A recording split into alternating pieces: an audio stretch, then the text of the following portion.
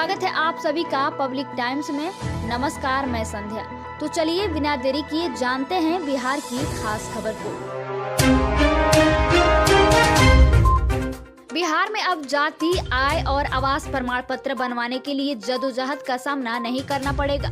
भीड़ और परेशानी को देखते हुए ऑनलाइन व्यवस्था पर अधिक जोर दिया जा रहा है। अब इन प्रमाण पत्रों के लिए अंचल कार्यालय जाने की जरूरत नहीं पड़ रही है। लोग ऑनलाइन ऑप्शन को ज्यादा पसंद कर रहे हैं। जाति, आय और आवास प्रमाण पत्र बनवाने के लिए जितने लोगों ने आवेदन दिया है, उसमें अधिकतर अब ऑनलाइन माध्यम को ज्यादा पसंद कर रहे हैं। अब आरटीपीएस काउंटर की बजाय प्रमाण पत्रों को बनवाने के लिए अब ऑनलाइन ही आवेदन से लेकर निष्पादन और डाउनलोड करने की पूरी सुविधा उपलब्ध करने की योजना है। सोमवार को पटना जिला प्रशासन की इस पर बैठक भी हुई।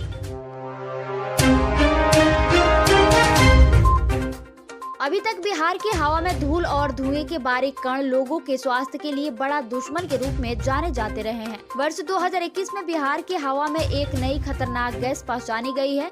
इस गैस की पहचान NO2 नाइट्रोजन डाइऑक्साइड है। इसने वातावरण दमोघोटू बना दिया है। एक अन्य जानकारी के मुताबिक खास बात यह है कि PM 2.5 और PM 10 की मात्रा उन इलाकों में भी फैल गई है जहाँ की हवा में अभी तक इसकी पहचान हुई तक भी नहीं है। इस संदर्भ में चिंता की बात यह है कि छोटे छोटे शहरों की हवा खराब हो रही है। आधिकारिक जानकारी के मुताबिक NO2 की हवा में सहन करने योग्य लिमिट 80 माइक्रोग्राम पर क्यूबिक मीटर होती है। बिहार के अधिकतर शहरों की हवा में इस लिमिट से ज्यादा यह पाई जा रही है।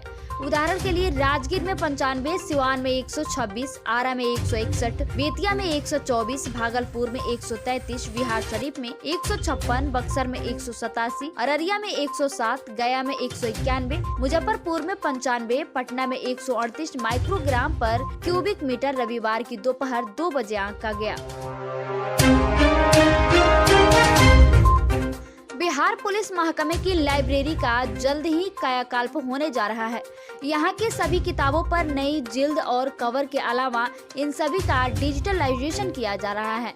पुलिस मुख्यालय सरदार पटेल भवन के 6ठे तल पर मौजूद इस विशेष लाइब्रेरी में 10,000 से ज्यादा किताबों के अलावा कुछ बेहद ही अहम दस्तावेज मौजूद है और इन सभी की डिजिटल इंटर कराई जा रही है। सभी किताबों पर बार कोड भी लगाया जा रहा है ताकि सभी किताबों को पूरी जानकारी कंप्यूटर में भी दर्ज रह सके। अब तक 8,500 से ज्यादा किताबों का डिजिटलाइजेशन हो चुका है। आने वाले 1 से 2 महीने में यह लाइब्रेरी पूरी आधुनिक सुविधाओं से लैस हो जाएगा। साथ ही किताबों की संख्या भी 2 गुनी की करीब होने जा रही है। हालांकि इस संख्या तक पहुंचने में कुछ समय लगेगा। बिहार के गया जंक्शन पर ट्रेन में भीषण आग लगी है। जंक्शन के पिलग्रिम प्लेटफॉर्म पर खड़ी ट्रेन में अचानक आग लगने से जंक्शन में अफरा तफरी का माहौल बन गया। प्लेटफॉर्म पर खड़ी ट्रेन में अचानक आग लगने से एक कोच जलकर खाक हो गया। वहीं आनन फानन में दमकल की गाड़ियां मौके पर लाई गई, जिसके बाद किसी तरह आग पर काबू पा लिया गया है। आगजनी की इस घटना में किसी तरह के हताहत की सूचना नहीं है, लेकिन अभी आग के कारणों का पता नहीं चल सका है। गया जंक्शन पर उस समय अफरा तफरी का माहौल बन गया जब प्लेटफॉर्म पर खड़ी बोगी से आग की बड़ी बड़ी लपटें उठने लगी। बताया जा रहा है कि जिस बोगी में आग लगी है वो आइसोलेशन के लिए तैयार किया गया था। मुजफ्फरपुर के बेला इंडस्ट्रियल एरिया स्थित Anshul snacks and beverage company की फैक्ट्री में रविवार की सुबह बॉयलर विस्फोट मामले में फैक्ट्री मालिक समेत 6 लोगों पर FIR दर्ज की गई है। PM मोदी और बिहार CM नीतीश कुमार ने इस मामले की जांच करने का निर्देश दिए हैं। सूत्रों की माने तो बॉयलर की सफाई नहीं होने के कारण विस्फोट होने की बात कही जा रही है। बॉयलर फटने की आवाज इतनी तेज थी कि बेला इंडस्ट्रियल एरिया की 1 दर्जन से अधिक फैक्ट्रियों की दीवारों में दरार आ गई। वहीं 1 किलोमीटर की दायरे में बने घरों के कांच व अन्य सामान टूट गए हैं। बता दें कि बॉयलर फटने से 7 मजदूरों की मौत हो गई है। वहीं 15 मजदूर गंभीर रूप से जख्मी हो गए।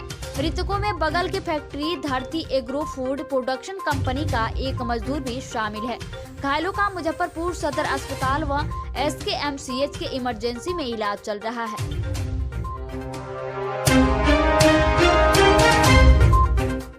बिहार पुलिस सब ऑर्डिनेट सर्विस कमीशन की ओर से बिहार पुलिस में दरोगा, SI और सर्जेंट भर्ती के लिए रविवार को परीक्षा हुई। इसके लिए पटना में 97 केंद्र बनाए गए थे। 97 केंद्रों पर 34,052 परीक्षार्थी को शामिल होना था, लेकिन कुछ परीक्षार्थी अनुपस्थित रहे। वहीं प्रारंभिक परीक्षा में प्राप्त अंकों के आधार पर रिक्तियों के 20 गुना सफल अभ्यर्थी का चयन आरक्षण कोटिवर्ग होगा।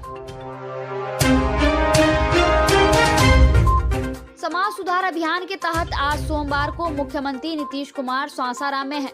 सीएम के कार्यक्रम को लेकर पूरी तैयारी कर ली गई है।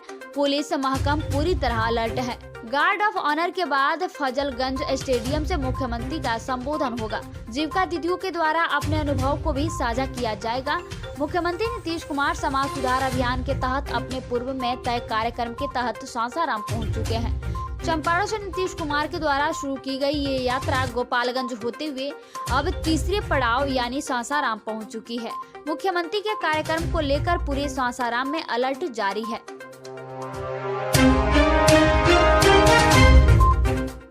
सरकारी नौकरी 2022 के लिए बिहार पुलिस में बेहतरीन मौका सामने आया है। बिहार में 12वीं पास अभ्यर्थियों के पास सिपाही बनने का सुनहरा अवसर है। प्रदेश में शराबबंदी की सख्ती के बीच मद्य निषेध उत्पाद एवं निबंधन विभाग के अधीन मद्य निषेध सिपाही के 365 पदों के लिए बहाली निकाली है। इन पदों के लिए 19 दिसंबर से आवेदन की प्रक्रिया शुरू हो गई है। अभ्यर्थी आगामी 18 जनवरी 2022 तक आवेदन कर सकते हैं। केंद्रीय चयन पर्षद सिपाही भर्ती ने मद्य निषेध सिपाही के पद पर बहाली के लिए विज्ञापन जारी कर दिया है। मद्य निषेध सिपाही के 365 पदों के लिए आवेदन की प्रक्रिया जारी है। इंटर पास 12वीं के अभ्यर्थी इसके लिए आवेदन कर सकते हैं। जिन अभ्यर्थियों का आवेदन वैध माना जाएगा उन्हें लिखित परीक्षा में शामिल होना होगा।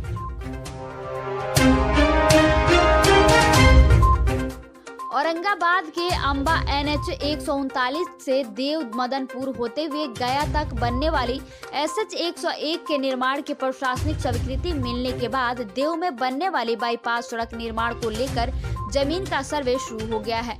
यह सड़क आमद से जयनगर तक बनने वाली भारतमाला सड़क परियोजना में जुड़ेगी। डीएम के द्वारा बैठक में दिए गए निर्देश के बाद देव के सीओ आशुतोष कुमार, राजस्व कर्मचारी अमीन समेत अन्य ने जमीन का सर्वे शुरू किया है। बिहार राज्य पथ विकास निगम के द्वारा जो जमीन को चिन्हित कर खाता व प्लॉट जिला प्रशासन को उपलब्ध कराया गया है। देव के दक्षिणी सूदी बिगहा आहार के बीच से लिया गया है। बिहार की राजधानी पटना में बीजेपी दफ्तर के सामने वार्ड सचिवों के प्रदर्शन के दौरान जमकर हंगामा हुआ। इसके बाद पुलिस ने प्रदर्शनकारियों पर लाठीचार्ज किया और भीड़ को तितर-बितर करने की कोशिश की। पुलिस के एक्शन में आते ही प्रदर्शनकारियों की ओर से भी पत्थरबाजी शुरू हो गई। पुलिस ने प्रदर्शनकारियों पर वाटर कैनन का भी इस्तेमाल किया। पानी के बछौरों और लाठीचार्ज के बावजूद प्रदर्शनकारियों वहां से हटने को तैयार नहीं हुए। पुलिस उन्हें बार बार खदेड़ने की कोशिश करती और प्रदर्शनकारी बार बार वहीं वापस लौट आ रहे थे। 4 साल पहले वार्ड सचिवों की बहाली की गई थी। बहाली रद्द किए जाने के खिलाफ वे पिछले कुछ दिनों से हंगामा कर रहे हैं।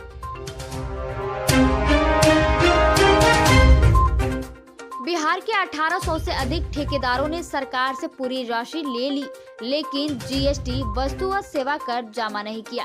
इंजीनियरों की लापरवाही से सरकार को करोड़ों रुपयों का नुकसान हुआ है।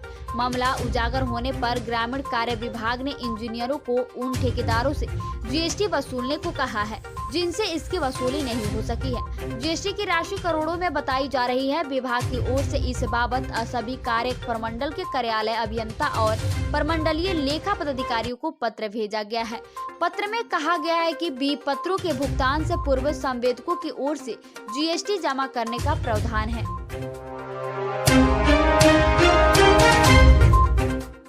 बिहार में रविवार को 121 दिन के बाद 28 नए संक्रमित मिले। सबसे ज्यादा 10 नए संक्रमित पटना में मिले हैं। नए संक्रमितों में से एक कतर से लौटा है। वह पटना सिटी के सुल्तानगंज इलाके से मिला है। इससे पहले 25 अगस्त को राज्य में 31 नए संक्रमित मिले थे। राज्य में 14 दिनों के अंदर दूसरी बार है जब नए कोरोना संक्रमित मरीजों की संख्या 20 के पार पहुंची है। 12 दिसंबर को भी राज्य में 23 नए संक्रमित मिले थे। तब पटना में 13 नए संक्रमित की पहचान हुई थी। गया में एक ही दिन में 9 नए पॉजिटिव मिले हैं। अन्य जिलों में भागलपुर में 1, कटिहार में 3, पूर्णिया, रोहतास, समस्तीपुर तथा सिवान में 1-1 नए संक्रमित मरीज मिला। राज्य में बाहर से आया एक व्यक्ति भी कोरोना पॉजिटिव पाया गया।